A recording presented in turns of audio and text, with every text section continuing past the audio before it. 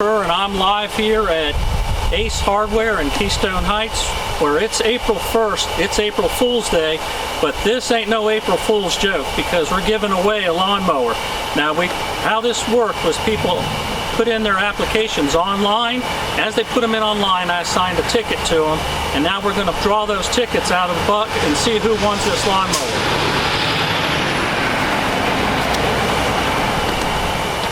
And all the ticket numbers start at 563. I'm going to read the last three.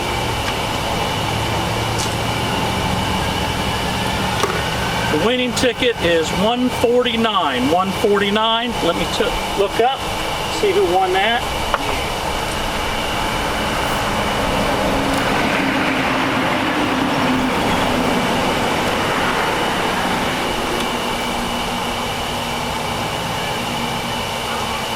$149 goes to Heather. Heather won the lawnmower, number 149. And Heather, I'll be contacting you to make arrangements to pick it up.